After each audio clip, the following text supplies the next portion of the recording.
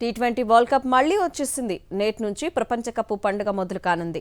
ఈసారి భారత శ్రీలంకల్లో ఈ మెగా సందడి జరగనుంది. ఐసీసీ టోర్నీల్లో పొట్టి ప్రపంచ కప్ కు ఉండే క్రేజ్ వేరు. ఇప్పుడు భారత జట్టు డిపెండింగ్ ఛాంపియన్ గా బరిలోకి దిగడం, అది కూడా సొంత గడ్డపై ఆడడంతో భారత ఫ్యాన్స్ ఫుల్ జోష్లో ఉన్నారు.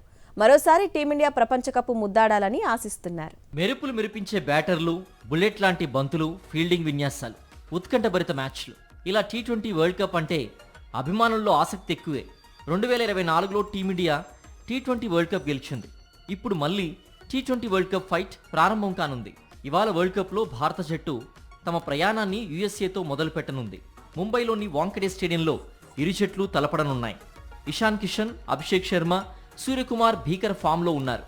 హార్దిక్ పాండ్యా, రింకు సింగ్, శివం దూబేలు కూడా స్ట్రాంగ్గా ఉండడంతో బ్యాటింగ్ దళం అత్యంత పటిష్టంగా ఉంది. టీ20 ఫార్మెట్లో టీమిండియా తిరుగులేని ప్రదర్శనతో ఆకట్టుకుంటోంది. బ్యాటింగ్, బౌలింగ్ విభాగాల్లో సూర్యసేన అత్యున్నత స్థాయిలో ఉంది. భారత్తో మ్యాచ్ను పాక్ బాయ్కాట్ చేయడంతో 2 పాయింట్లు ఖాతాలో చేరుతాయి. ఇక మిగతా ప్రత్యర్థులు నమీబియా, నెదర్లాండ్స్, అమెరికా వంటి పసికూనలే కావడంతో టీమిండియా సూపర్ 8కు చేరుకోవడానికి పెద్దగా కష్టం ఉండకపోవచ్చు. ముఖ్యంగా ఆస్ట్రేలియా ఎంత ప్రమాదకరమో ప్రత్యేకంగా చెప్పక్కర్లేదు. భారత్ పాక్ మ్యాచ్పై అభిమానుల్లో అంచనాలు తారాస్థాయిలో ఉన్నాయి. కానీ ఈ ప్రపంచ కప్లో దాయాదుల పోరు దాదాపుగా లేనట్టుగానే కనిపిస్తోంది.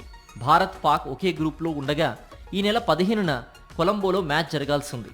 అయితే ఆ మ్యాచ్ను బహిష్కరిస్తున్నట్టు పాకిస్తాన్ ప్రకటించింది. పాక్ తమ నిర్ణయాన్ని వెనక్కి తీసుకుంటేనే మ్యాచ్ జరుగుతుంది. తాజా పరిస్థితులను చూస్తే నాకౌట్లో కూడా వీరి మధ్య పోటీ ఉండకపోవచ్చు.